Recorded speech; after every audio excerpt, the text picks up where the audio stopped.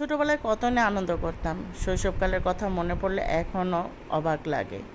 আমিও মা হয়েছি, আমার বয়স হচ্ছে এবং মন মাইন্ডও পরিবর্তন হয়ে গেছে। এখন আর আগের মতন ফিল হয় না। ঈদ আসলে, রমজান মাস আসলে খুবই আনন্দ হয়। রমজান মাস যদি চলে যায়, বুকের ভিতরে কান্নার জোয়ার বসে যায়। এইটাই বাস্তব। সত্যি কথা বলতে কি, রমজান মাসে যে একটা আনন্দ লাগে আমাদের, কিন্তু ঈদ আসলে সেরকম এখন আনন্দ হয় না, কারণ দিন পাল্টাচ্ছে। হ্যাঁ, জীবন পরিবর্তন হচ্ছে। তো আসসালামু আলাইকুম, কেমন আছেন আপনারা সবাই? আশা করি ভালো আছেন। আমার মতো আপনাদেরও এরকম কি ফিল হয়? আমার কিন্তু খুবই খারাপ লাগছে। দেখতে দেখতে 28টা রোজা চলে গেছে। এই যে 28 রোজার মধ্যে আমার বাসায় কিছু মেহমান আসবে, তাদের জন্য আমি আজকে অ্যারাবিয়া খাবসা রান্না করব। যেহেতু মেহমান আসবে, রোজার মাস, তাই ভাবছি তাদেরকে অ্যারাবিয়া খাবসা রান্না করে খাওয়াবো। এই জন্য আস্ত 2টা চিকেন নিয়েছি। চিকেনের সাথে কি কি দিয়ে দিলাম সেগুলো আপনাদের সাথে একটু শেয়ার করে দিচ্ছি। এখানে দিয়ে দিলাম আমি গরম মশলার গুঁড়া, জিরের গুঁড়া, আদা রসুনের পেস্ট কিন্তু দিয়েই নেই। তারপর হলো কিছু কাঁচামরিচ আর পেঁয়াজ বেটে দিয়েছি, টক দই দিয়েছি আর একটু ফুড কালার দিয়েছি। হ্যাঁ, আর হলো একটু স্বাদ মশলা দিয়েছি।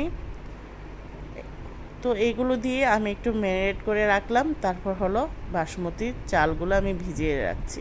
এটা ভিজিয়ে রাখবো কতক্ষণ, কারণ চালগুলো পরে যেন সিদ্ধ হয়ে যায়, ভালো মতন ফুলে যায়। তো ফার্স্টে একটা প্যান বসিয়ে দিয়েছি। তারপর হলো এখানে কিছু পেঁয়াজ কুচি দিয়েছি। অ্যারাবিয়া খাবসা কিন্তু আমি অনেকভাবেই রান্না করতে পারি, কিন্তু আজকে অথেন্টিক একদম আরব দেশেরা যে লোকেরা রান্না করে সেমভাবে রান্না করার চেষ্টা করব। আর এত মজা হয়েছে, সবাই কিন্তু ইফতারির সময় আমার প্রশংসা করেছে। যেহেতু ইফতারির পরে কিন্তু আমি এই ভয়েস ওভারটা দিচ্ছি, তো এখানে পেঁয়াজ কুচি দিয়ে দিলাম। তো কিছু দারুচিনি, এলাচ, আস্ত আস্ত তেজপাতা দিয়েছি, কিছু কাবাব চিলি দিয়েছি। আর এই যে এখন হলো আমি আদা রসুনটা একটু তেলের মধ্যে ভেজে নিচ্ছি। তখন কিন্তু মেরিনেট সময় আমি আদা রসুন দিই নেই, সেটা আপনি কিন্তু বলেছি। এখন হলো এই যে কিছু কিউব করে কাটা টমেটো টুকরো দিয়েছি জিরের ভাটা আর হলো গোলমরিচের গুঁড়া। সাদা গোলমরিচের গুঁড়াটা দিয়েছি, আপনারা চাইলে কালো গোলমরিচের গুঁড়াটাও দিতে পারেন। তো এখন আরেকটু ভেজে নিব। আর এখানে একটু স্বাদ বাড়ানোর জন্য অনেকে হয়তো বা এটা দেন না, কিন্তু আমার কাছে খুবই ভালো লাগে, তাই একটু বিরিয়ানি মশলা দিয়ে দিয়েছি 2 টেবিল চামচের মতন। তারপর হলো এখানে আমি নিজে বানানো টমেটো সস দিয়ে দিয়েছি। এখন হলো লেবু একটা বড় সাইজের আমি একটু চিপে দিচ্ছি। তারপর হলো এই যে চিকেনগুলো এখন আলাদা করে যে মশলাগুলো থাকে, পেঁয়াজের পেস্টগুলো, সেগুলো আমি এখন দিয়ে দিলাম। দিয়ে ভালো করে কিন্তু কষিয়ে নিতে হবে, তাহলে কিন্তু পেঁয়াজের একটা কাঁচা কাঁচা গন্ধ চলে আসতে পারে। তো ভাবলাম যে আস্তে আস্তে চিকেনই দিব। পরে ভাবলাম যে চিকেনটা লাড়তে একটু কষ্ট হয়ে যাবে, এই জন্য আমি একটু চিকেনটাকে মাছ বরাবর কেটে এই যে 2 ভাগে করে নিলাম। তো এখন হলো ভালো করে নেড়ে চেড়ে দিচ্ছি।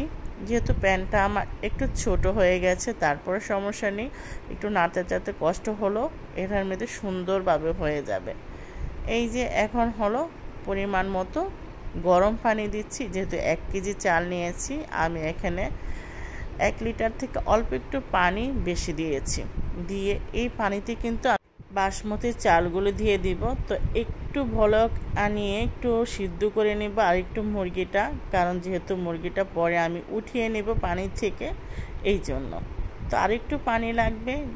আমি কিন্তু 1 লিটার থেকে অল্প একটু পানি বেশি দিয়েছি।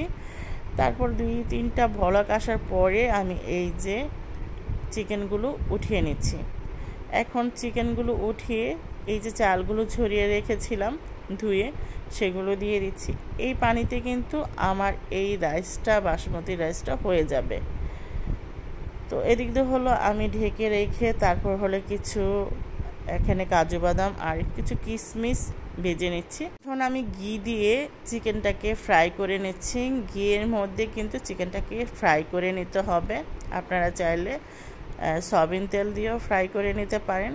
তো এই যে রাইসটা কিন্তু আমার প্রায় ডান হয়ে যাচ্ছে, অল্প একটু পানি আছে। এর মধ্যে আমি একটু ঘি দিয়ে দিয়েছি একটু সুন্দর একটা ফ্লেভার আসার জন্য, যেহেতু চিকেনটাও আমি ঘি দিয়ে ভাজতেছি।